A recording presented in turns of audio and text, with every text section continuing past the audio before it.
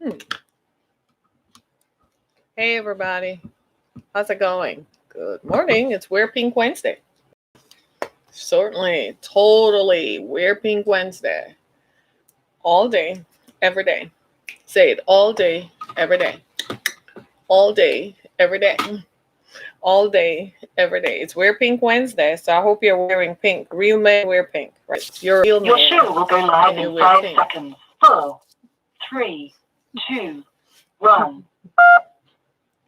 Hey, everybody. Good morning. Thank you so much for joining me on this edition of Down to Earth. It's Wednesday, March 11th. The Ides of March have begun.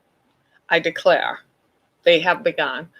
And it's going to be St. Patrick's Day in a few days. If you've been in the stores, you see all kinds of stuff about St. Patrick's Day. And I don't know about you. I think we all need a break. We could do with something to focus on, right? So I wonder what St. Patrick's Day is going to look like this year in light of the coronavirus. Have you all thought about that? I mean, are people going to go out and get stone cold drunk on St. Patrick's Day? Because make no doubt about it, people are going to start celebrating St. Patrick's Day from Thursday night straight through to Wednesday. It's Tuesday next week, right? The 17th, right? And they're going to have fun. And they're not going to care about the coronavirus. They're going to drink themselves into a stupor this weekend. And some of them might land themselves in the hospital, hopefully not in a ditch, but in the hospitals. And people are going to be like, you know what? I'm just going to have fun. And you know what the rest of us are going to say? Be it unto you according to your faith. If that's what you believe you need to do, well, far be it from the rest of us to tell you otherwise. Just do it responsibly. We're all trying to cope with the idea that we could have, hey, welcome to Periscope and welcome to Twitter and to Down to Earth, right? And far be it from us to, most of us are dealing with the issues of time right now. I mean, we find ourselves in this mix of a coronavirus that we were watching it take place in other countries, and now it's here. Right here in the state of Michigan, they finally announced yesterday. Are you ready for this one? That there are 2 confirmed cases of coronavirus in Michigan, in Southeast Michigan, in the areas where I live in Metro Detroit. One in Livonia, right? And one in Oakland County, right? And these were from people who had traveled overseas or who had taken domestic flights, right? And get this, the state of Michigan has quarantined 471 people since January 31st. We didn't even know that. They currently have 124 people whom they're awaiting test results on in the state of Michigan. We learned that last night while we were sleeping. You know, I like to say while we were sleeping, this is what was going on, right? So when I saw that, I was like, I guess it's time to make sure I have food. I mean, I have enough, hand sanitizers and stuff like that. And I had to remind myself that there are some things that I have always done. I've always used Lysol in my house, spray down the coats and so on during winter and spring, right? I've always done stuff like that. Everybody uses wet wipes, right? Disinfecting wipes. And everybody uses hand sanitizers. I keep hand sanitizers in all my purses, in all my coat pockets.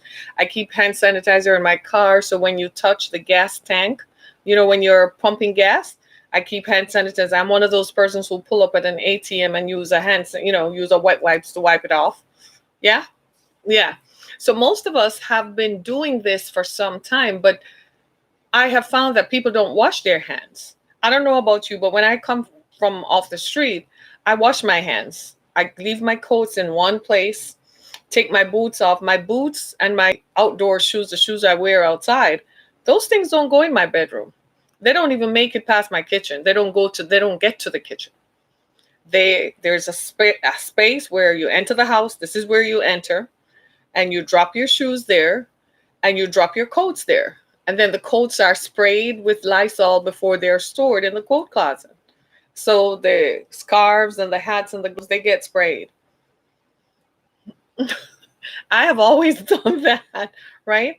I have found that people don't use bleach. Don't you clean your bathroom with bleach cleaner? I do. I clean my bathroom with bleach cleaner. I spray the faucets. In the kitchen, I keep spray bleach in the kitchen, so I spray the cutting boards and the faucets. We all do that, right? But what I have found, the one common thing, we don't wash our hands. And I can't believe in 2020 we're actually telling folks, wash your hands. So people are buying out all these soaps, but baby, if we don't wash our hands, how far is this going to get us? We got to wash our hands, right? We have to wash our hands more frequently than we believe. And you have to observe certain hygiene tendencies. I can't say it enough. If you have a dog in your home and your dog is your pet, if you take the dog for a walk, you do know that your dog stops and sniffs garbage cans and stops and sniffs piles of stuff and sniff at trees and sniff at the dirt. Then you're going to walk the dog back into your house, onto your carpets, onto your rugs. The dog doesn't wipe his feet on the rug. Show me a doggy who does that, right? And so you're going to kiss the dog who's just smelling everything out there. You got to be careful of stuff like that. You leave your house during the day, the doggy is at home. The dog, you do realize your dog knows how to lift up the toilet bowl when he really wants some water. And for some reason, dogs love drinking out of toilet bowls. And you're all laughing, but it's true. Just turn your camera on and see what your pets do when you're gone. You do know they jump in your bed and go under your covers like they're you. They mimic what they see you do, right?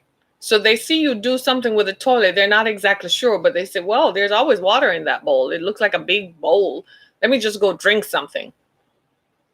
And you kiss the dog when you come home. We need to be more careful, right? We need to just practice some of these things because this is getting out of hand, right? It's getting out of hand. We got to be careful. 18 people died in a nursing home in Washington State. That is unfortunate. And I fear that our parents and grandparents and great aunts and uncles are going to pay the price because for some reason, this virus seems to prey on older folks who have underlying health conditions or pre-existing health conditions. So even if you have younger children in your home who have long-term illnesses, you need to be more careful. And for those folks who, for instance, somebody is on chemo treatment, you have to wash your hands. You cannot underestimate. When my mom was on chemo treatments, I refused to have people come in to visit, didn't want anyone to touch her. Wash your hands constantly. We need to practice these things and keep them at the forefront of mind, right? So when we learned that in Michigan, I guess we all just went, we were hoping it wouldn't happen in Michigan, but what do you know? It happened. It happened. So it has come to Michigan, right? Right. And we announced yesterday that the city of Detroit is resuming water to over 65,000 residents whose water had been turned off due to shut-off notices. Like seriously, this is a third world country. You're going to shut water off on people. Unbelievable. So they're turning the water back on because you need what? You need people to do what? Wash their hands, right?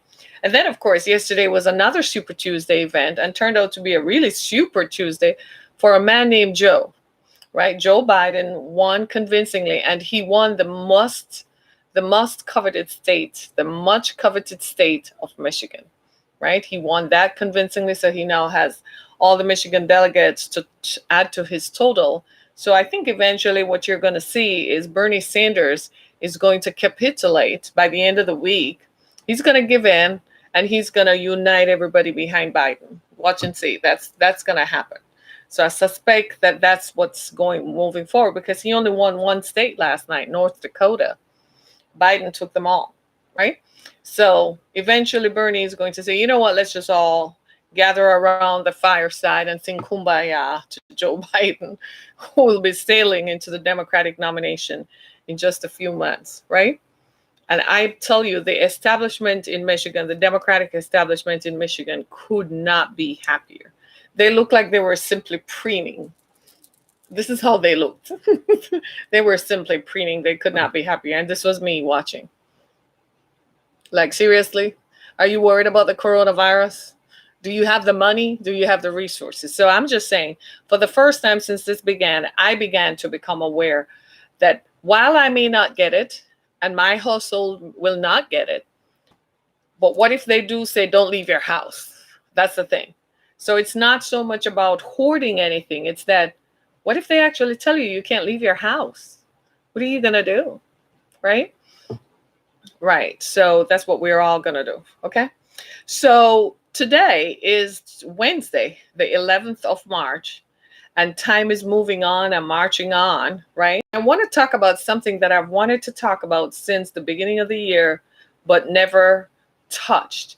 And that is the job crisis in academia and how people with PhDs are not getting tenured positions.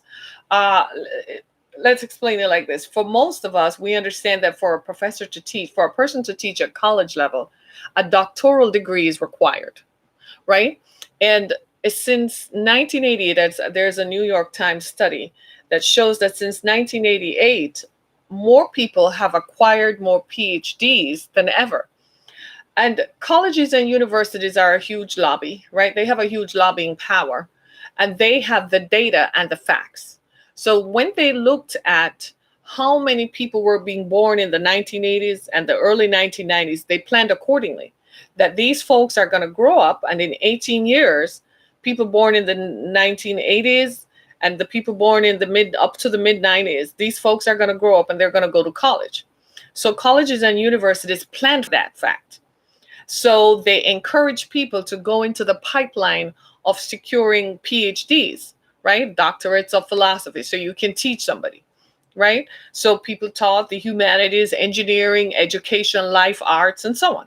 Okay, so people acquired these PhDs, but the colleges, at the same token, were earning money from the revenue from people applying to college. So more millennials enrolled in college, right? People born in the 1980s to the early and mid 90s, right?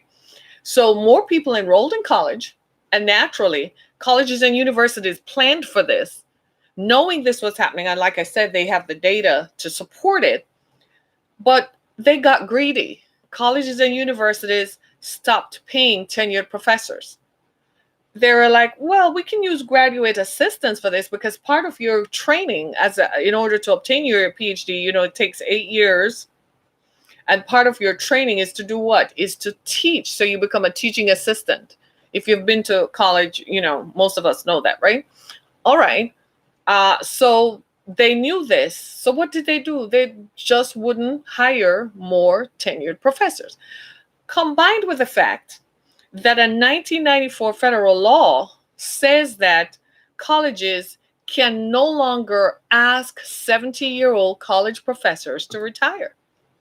So you will find a college professor who is 85 and still ticking, still enjoying the benefits of having a tenured position.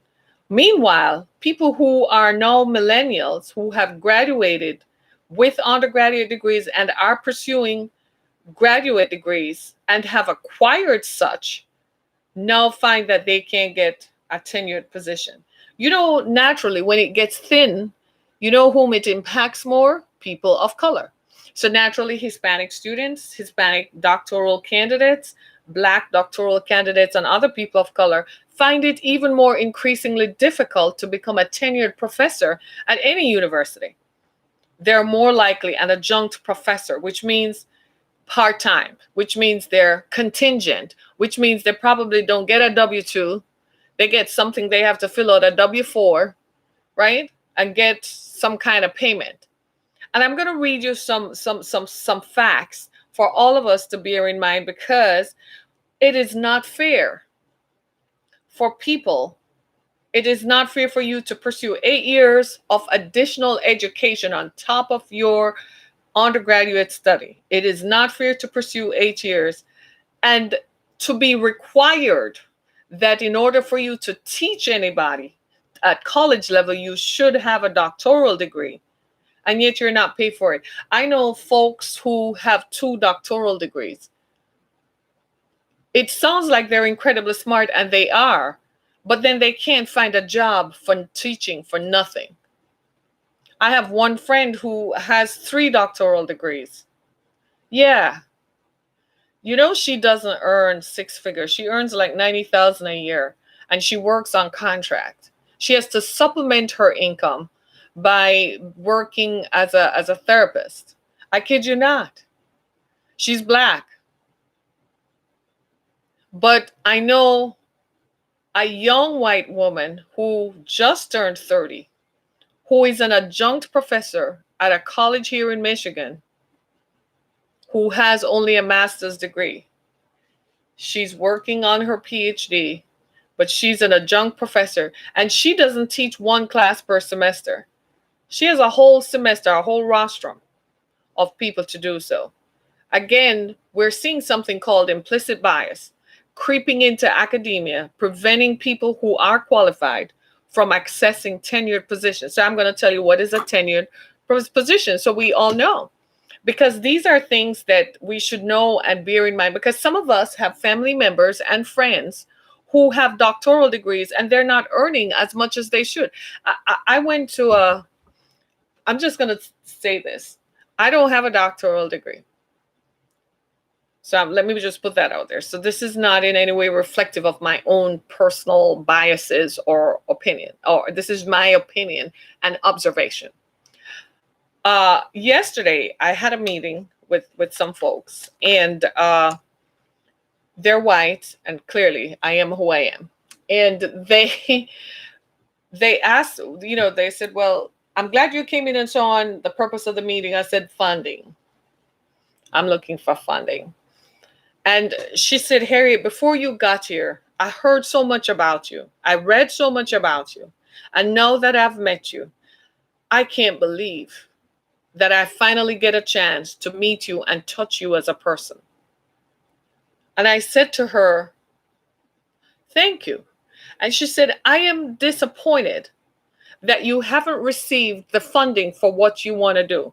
She said, frankly, if I could right now, I'd just write you the check for $1 million and tell you go do what you want with it, because you have put your whole life on the line for others whom you don't even know, to help others. She said, I would. And she said, can I just say this? She said, I'm just going to tell you the only reason why you haven't gotten the money is racism. Just like that. I shook her hands. I love it when people are just forthright and just forward and said, and then she said, but here's what I'm going to do though. And I'm like, no, you're talking my language, right? But do you see what I'm saying? She said, I've been in this town for too long. I've lived here all my life. This is the only reason why. So when I come to you and I say these things, I'm not reaching or grabbing stuff out of the air or trying to make controversy. This is real life that hits. If I were white, I've written 3 books. I've published 3 books. I have been on stages and been in environments with others who are more eminently qualified in terms of areas of study. But because of my experience, right, I have been invited to participate in some other environments. Now, if I were white, you know where you would see me? You would see me on CNN. I would be an expert. They would call me an expert in the field of human trafficking and an expert in the field of violence against women. Let's just be clear. I would be on CNN. I would be on MSNBC. I would be on every magazine and every face in the nation. The only thing that is preventing me from doing that is the color barrier. Because at the root cause of it, we still have what is called implicit bias, where unknown to us, our conscious minds is busy attributing attributes to me that have nothing to do with me, the person, that do not belong to me, the person, but are simply distributed to me because of my race, my ethnicity. Is it fair? Hell no. Am I going to talk about it? Hell yeah. Because it impacts me. I'm sorry. I'm not one of those persons like you're going to find some people in academia. If they speak out, they don't get anything. Well, that has happened to me. I shut my mouth so I could get the funding and I still didn't get it. So hell yeah. We're just going to talk about it. You don't like it? It is what it is. I'm still going to talk. I'm still going to talk about it, because until we recognize, until the barrier is broken and the color barriers are torn down, there's not going to be any help for anybody. So in academia in particular, Most of us, you have kids who have gone to college, they come home and talk about their professor. He's like a dinosaur, mom. You have heard your children say that. Anybody heard that? And it makes you, after a while, you start listening, because you start saying, what the heck?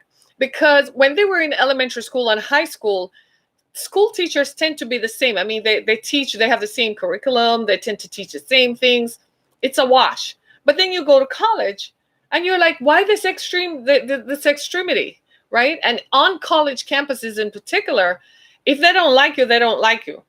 So if you don't toe the party line, then you get thrown out. You remember the Nassar scandal, the Larry Nassar scandal here in East Lansing, Michigan?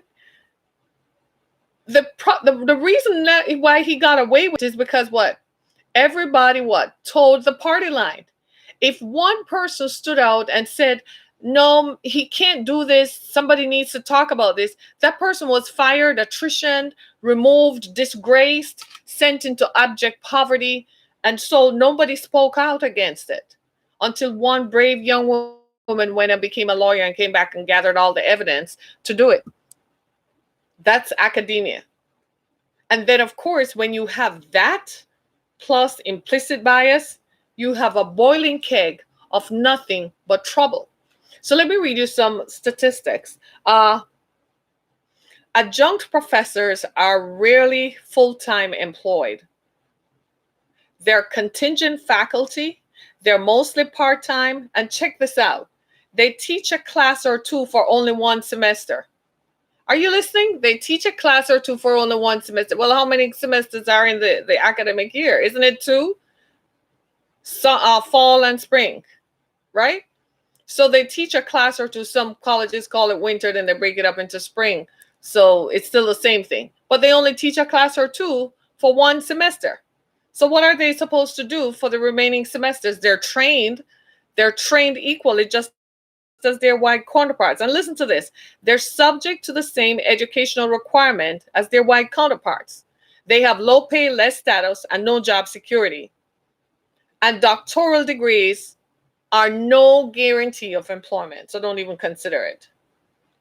There's been a long-term decline, by the way, in academic job security, and a lot of it has to do with a lot of these professors are over 70, and by law, you can't ask them to retire. Colleges can't ask them to retire, so it's up to them. Are they going to give up their ivory-towered existence? No. Are they going to give up their feeling that they're superior? You've been around these folks sometimes, haven't you? And you get the feeling that they think they're intellectually superior to all other humans.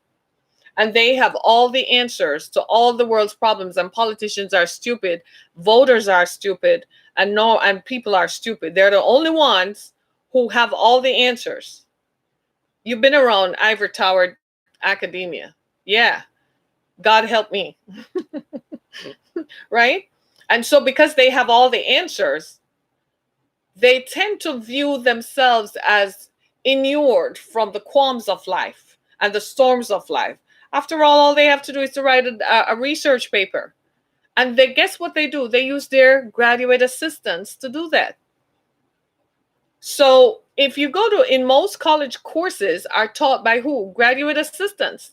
Yeah, the TA, the teacher's assistant. That's who teaches them. Because the professor is too important and too busy. He's doing research because he has, as part of his tenureship, he has to write a number of papers, right? So he's too important to talk to you. So you end up interacting with the TA more than you interact with the professor himself.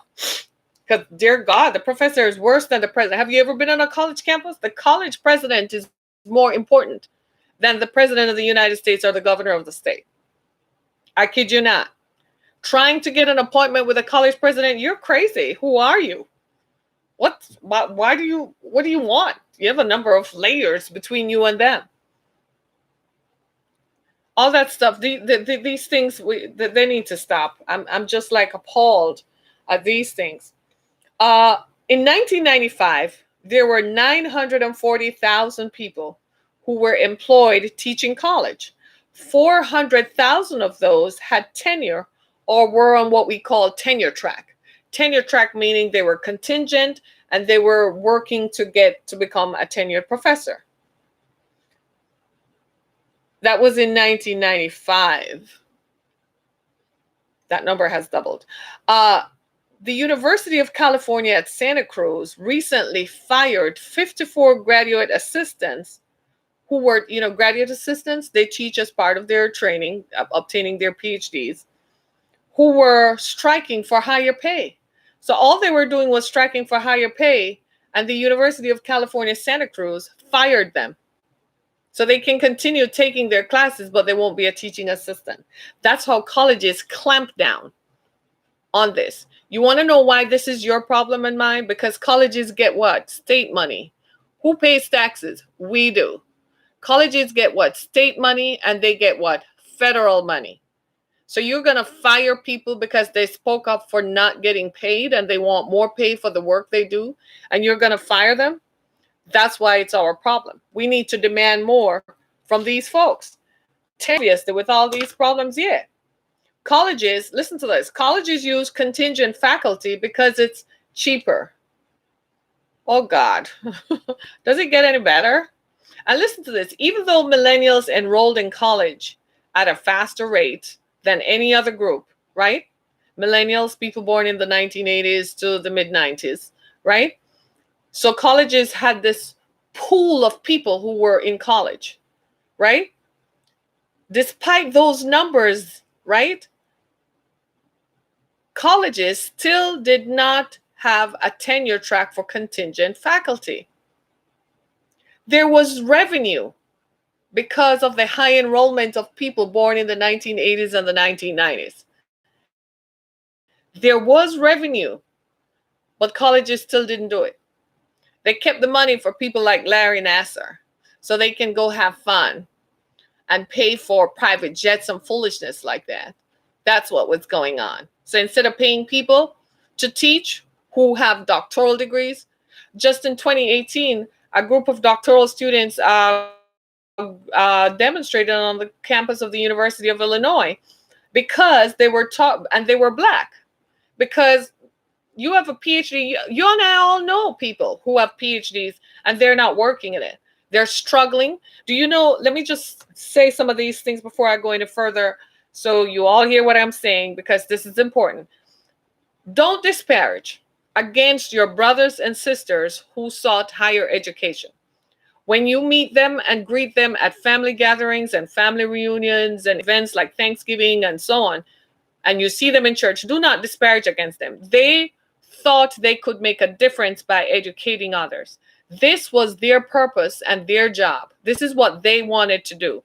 So don't feel badly that just because they're more educated than you, and you probably work a factory job, or you probably work in retail or something like that, or in the service industry, you're going to feel bad or make them feel bad because they attained and sought to attain higher education. Don't do that.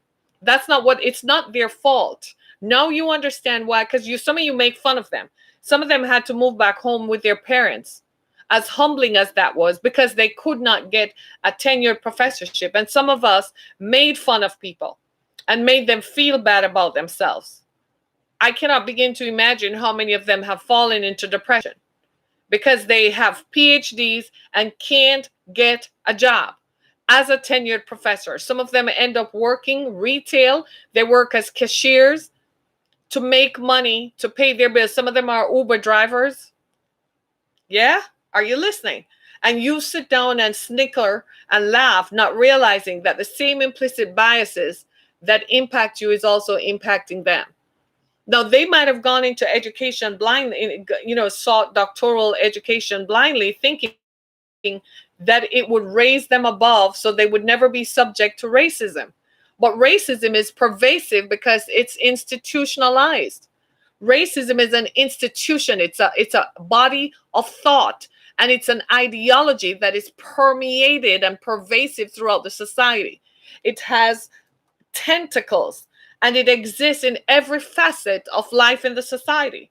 So nobody of color is above being exposed to racism or being treated with racism.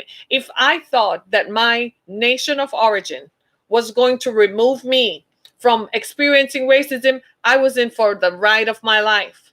Like I told you yesterday when I sat down with some folk with people, the first thing they made sure they put it out on the table. The only reason I haven't gotten funding based on my background, on what they have read about me and what they know about me and what I've done in this southeastern Michigan community, in this part of the state, in Michigan, I should be making the darned money and getting the funding when I apply for it. The only reason I don't get it is because the funding is disseminated and distributed and controlled by white people who look at me as a woman of color and refuse to give the money. You really sit back and think that I'm going to be happy with that at any stage of the game, and I'm going to keep my mouth shut so you can feel better about being racist, and you think because you control the money that I'm to shut the hell up? It ain't going to happen today, not next year, not the year after, not until the day God takes me out of here. I'm still going to talk about this foolishness.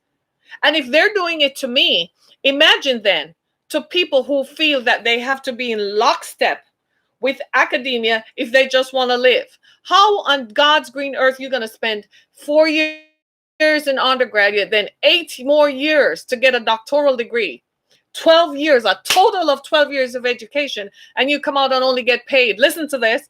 They only get paid a few $1,000s per course per semester. So they teach what? 1 or 2 classes per semester. You heard me, 1 or 2 classes. Sometimes they teach 1 class per semester and it's on an even year basis. So what do they do the rest of the time? Well, they go work at TJ Maxx and become a cashier. Some of them just end up go get a teaching certificate so they can teach grade school. Meanwhile, their white counterpart has a teaching certificate. Meanwhile, the black person over here has a PhD in physics. But the white counterpart is teaching, earning more money, and the black person with a PhD is barely earning anything. Come on, this thing got to stop. Do you see what I'm talking about? And you all know, can I just ask you a favor? Are you hearing me? Is there anybody out there? Are you guys hearing what I'm saying? And I know that you don't like to be reminded of it, but ignorance is not going to make this problem go away. Turning your back to it is not. It's like you have a bill to pay. If you ignore the bill, does that make the bill get paid? No, the bill still has to be paid. It's still waiting to be paid. It still needs your attention. Well, that's what this problem is. This problem of implicit bias, I've been exposing it and exposing it. This is just another area in the society that implicit bias affects. And it is sad. It is distressing. This is why so many people today are depressed, because you have to ask yourself at some point, at what point does this stop? At what point I feel like I'm fighting against a mountain. I feel like I'm pushing something that won't get out of my way. Just when you think, okay, so they say we weren't educated, so you went and got yourself an education. Too much to the chagrin of your other family members who are laughing and snickering because they didn't go and get an education. That's all that it comes down to. And then you get it and you have to move back home with your parents or move in with a family member because you can't get paid enough to live on your own. You have to supplement your income. And this happens to people of color. I heard of a professor who is, she's Hispanic, and she teaches like every other semester or so. In between that time, she barely makes ends meet. Barely. Meanwhile, the tenured professor is freaking 75 years old, tottering on. Or the tenured professor is enjoying all the largesse of sitting with the university president. Do I hear a resounding sound? Many adjunct professors earn only a few $1,000s per course with no health insurance or any retirement benefits. Seriously? 25% of part-time faculty receive some form of public assistance. You have a PhD, and guess what? Your family members laugh at you. You have a PhD, and you still need public assistance to buy food and to live. 25% of part-time faculty, people with doctoral degrees, receive some form of public assistance. It's not their fault. It's not their fault. It's not that they can't find a job. It's that they won't hire you because of your color, because they still are racist. And there's still people who think that only white people should work and only white people should have money. I'm not kidding you. We have more PhDs now than we've had at any time. I'm going to give you this. Look, listen to this. In 1988, there were 4,186 persons with PhDs. In 2018, there are 10,000. So they're still creating the PhD pipeline. Some people teach because they want to teach at college level. They just want to teach. What's wrong with that? Some people continue getting more education because they're curious and they want to learn. And they're like, well, I can go teach with it. Can't find a job. After the Great Recession, doctoral degrees declined. But state budgets were affected because there was a recession on, right? So universities still encourage people into doctoral programs. Yes, they did. You remember those ads? You remember the crisis of 2008, 2009? More people went back to school to get a degree than any other time. And colleges advertised unbelievably, indiscriminately. Also, you have a degree, why not come back and get a doctoral degree? They made it easy for you to get into a doctoral program because it provided the college with revenue. There was no guarantee that after getting that PhD, you were going to get a job. I know people with PhDs who are still working and they don't have a title to their position, but they have a PhD. Right? No, I'm not a professor. If I were, I would have said so. No, I'm not a professor. I'm a professor of life, but I've not studied under a doctoral program. Will I ever? I don't know. I don't know. I don't know. Am I going to get a job after spending 8 years studying? Is it going to be contingent? Then what's the point, dude? Right? I want life. I agree with you, right? Listen to this. A 1994 federal law outlawed the practice of requiring professors to retire at age 70. Stop laughing. Because you're all like, but isn't retirement 67 for men and 65 for women? So you have college professors who are teaching beyond the pale. That's another barrier that prevents people from getting in. Because colleges are looking at, well, we still have 40 people on staff as tenured professors. They're over 70, so you're not letting anybody in young. And there are a lot of people, a lot of young people who should be ascribing to this and who should be getting into it. They want to teach, right? You're 27. Are you studying? Are you going to become a professor? Why not? Go for it. If you're white, they're going to hire you. I can tell you that. Right? If you're black, you may want to consider your other work options. Yeah. See if there's a government program that you can get into. You might want to think about that. Right? And when you look at it, it's shameful that this nation does not recognize the value of education. Isn't it? That's what it comes down to.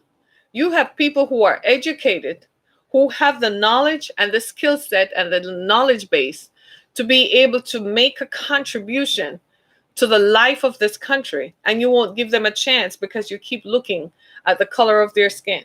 You keep looking at factors that they had no control over. Like yesterday, I was talking to someone, I'm just being transparent, and we were talking about racism and social justice within the context of Detroit and the Detroit experience, right, of being black.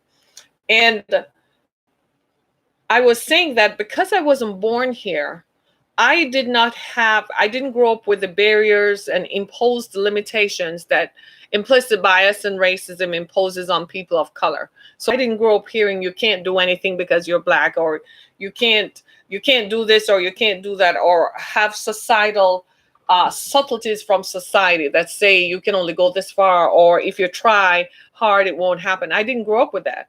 I grew up being told that you're an individual and you can go as far as you want to go. It's up to you, right? The sky's the limit. Okay. So when we were talking about it yesterday, the person I was speaking with, she said those kinds of issues impose baggage on people. And she says it is hard for people to walk around with all that racial baggage. It prevents them from moving forward. And I had to sit there and agree that that is very true. And I said, dang, I don't have that baggage. So I was able to do things in a short time because I wasn't looking at obstacles. To be honest with you, my friends, I'm just going to be honest and upfront and totally transparent. If I had thought of these barriers, you'd never hear about me. You would have never heard about me. I would have never written one book. I would have never gone on radio. I would have never started a podcast on Blog Talk Radio 10 years ago. If I had thought of the barriers, I would have never started the Exodus Foundation to provide services to victims of human trafficking. I would never put myself in the public's eye to go out and talk to politicians across the spectrum and leaders in civic and social life to talk about human trafficking. I wouldn't have done that. I would not have done that if I had thought about the barriers to funding and thought about the social barriers and the implicit biases. No, I just looked at you. You're a person. Here's what I do. I need your support. I need your help. Are you listening to me? You see what I'm saying? And most today, the reason why so many younger people are going forward to become PhDs is because they too are not thinking about the barriers. They're thinking that the society has evolved and that those barriers that their parents and grandparents faced would not apply to them because they're more educated than their parents and grandparents were. So they're thinking that people have evolved and are not going to judge them by the color of their skin, but will judge them by the content of their character and what their resume says. Only to find out that implicit bias is so institutionalized and so pervasive, you literally have no control over it. You can't change it. You can't do anything about it. Isn't that sad?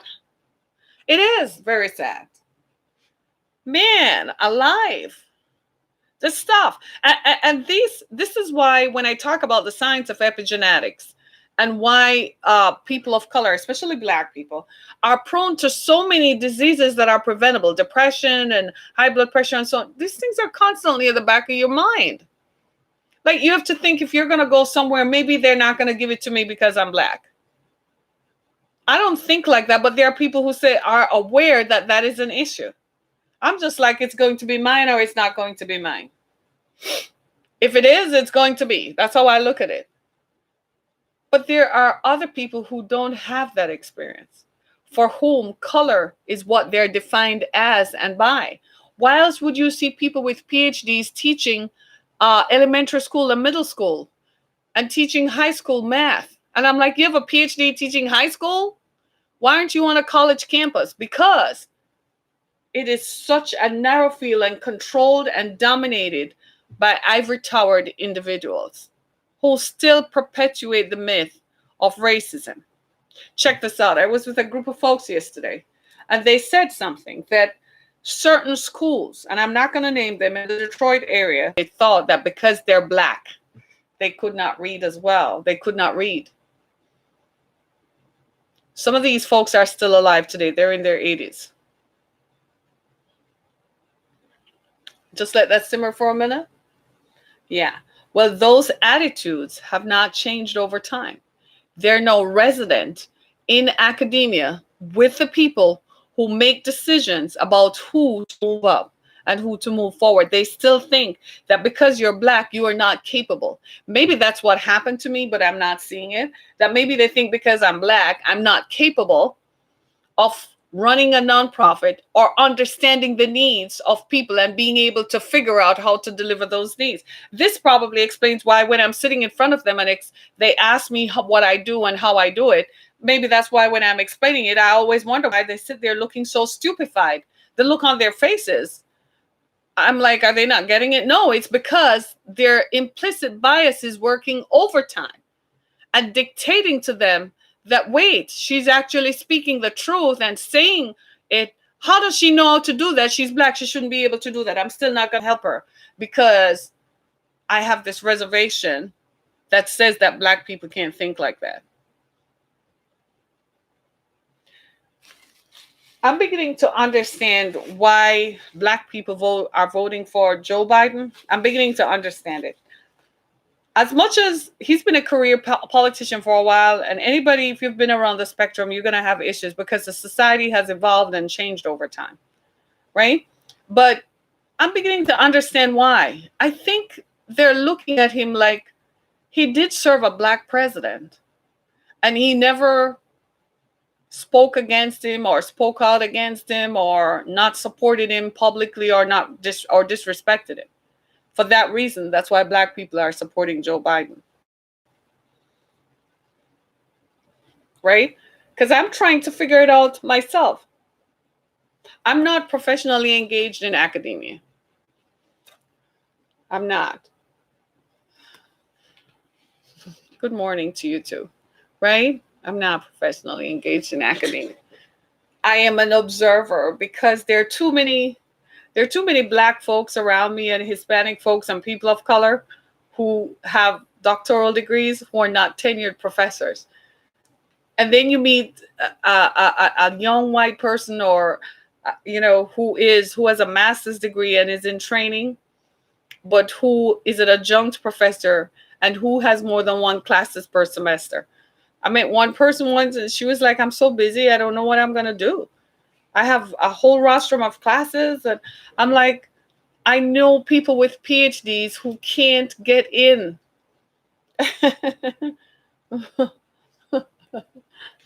Right? That's how I began to, it first came to my attention about 4 or 5 years ago. And I was like, there's got to be a reason why this is happening, because I refuse to believe that it was because of implicit bias. So there's got to be something confined to the individual. No. When it is pervasive and institutional like that and has broader application, it's not individual, right? Yeah, something to think about as we move forward, yeah? So by the end of the week, we might see, Bernie Sanders capitulating. Certainly before makes no sense to go forward to the debate now, does it?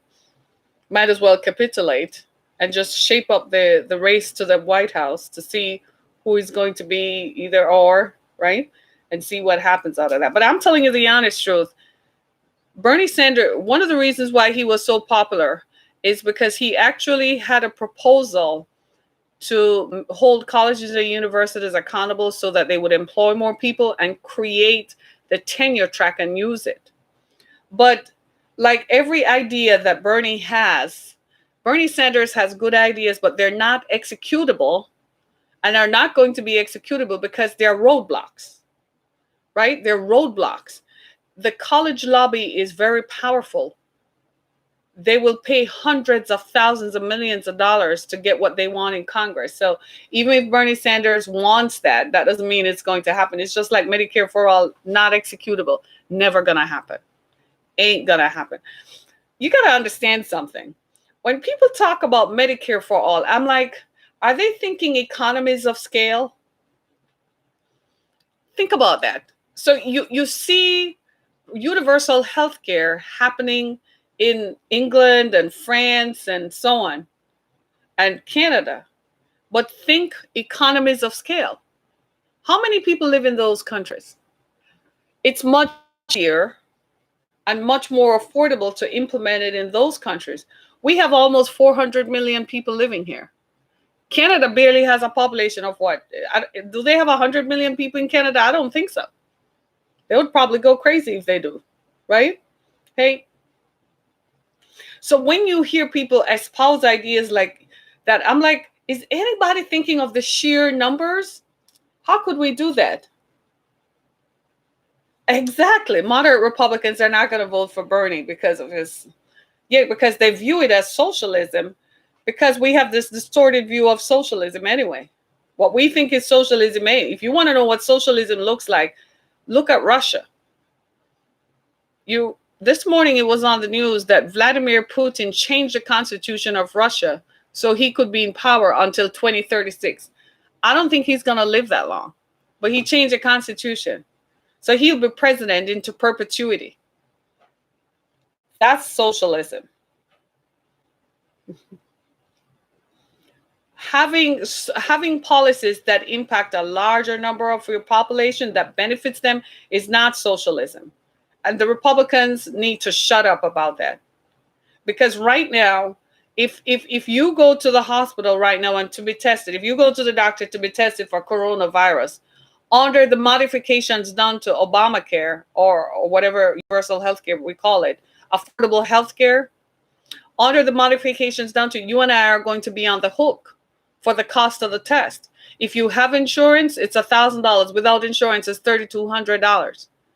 The Republicans are directly responsible for removing that proviso under affordable health care. The reason that states are rushing to call it a state of emergency is that when people do get affected, because it's a state of emergency, they will get federal funding that will pay for it. So you walk into a government healthcare facility and they will treat you for it, and the hospital will get paid and be reimbursed by the state.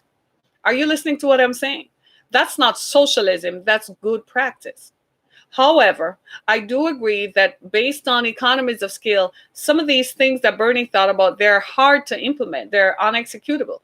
And frankly, we're never going to have free college education because the people who give out student loans are wealthy and they're billionaires and they make a lot of money from the interest payments. They're going to lobby Congress and senators to make sure that we never have that reality. So some of these problems, they just sound amazing, but they're not executable. And you have people believing that that stuff is real. Exactly. And that's true. You're right. Moderate Republicans, they do want Trump gone, and they will vote for Biden because they think he will listen to both sides. He will listen to both sides. Right? So they are aware of this, and they're gonna move in that direction shortly. You're gonna see that shortly. Watch for something might happen before November. Watch. There's gonna be a move that you're gonna see that's gonna direct the race, and it will make us see exactly what's gonna happen after the November elections. Things are shaping up that way, right? But I kid you not. We have to sit down and think in the long term. Recently, I'm just going to tell you this. Recently, I was engaging with a politician on my Instagram feed. His daughter, he's engaged politically. His daughter sits on the city council in Detroit, and he posted a picture of her speaking at a Bernie rally in Flint. And I said to him, and seriously? And he was like, well, it's freedom of speech. I said, you worried about freedom of speech? What is your goal? And I said, this is why I don't bother with y'all, because you don't look at the big picture. You're just looking at how you feel and how I feel, and you're not looking at the big picture. I'm like, man, unite. Otherwise, the Republicans are going to cream you. It's just crazy, right? It's just totally crazy.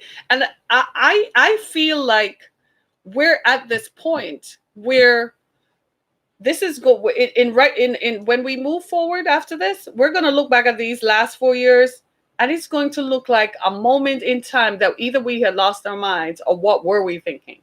That's how it's going to shape up to be. And especially with this coronavirus stuff. This stuff is, where did this come from, y'all? China.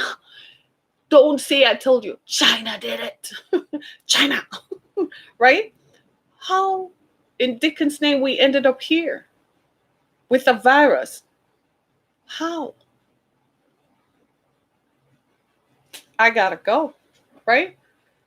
Stay tuned. Go to harrietkemick.com for more information about me if this is your first time, as well as listen to more of my podcasts on iHeartRadio, Apple Podcasts, Google Podcasts, Spreaker, anywhere your favorite podcast platform is. Thank you so much, everybody. Thank you so much. I got to go. They're giving me the wrap signal. Be blessed, everybody.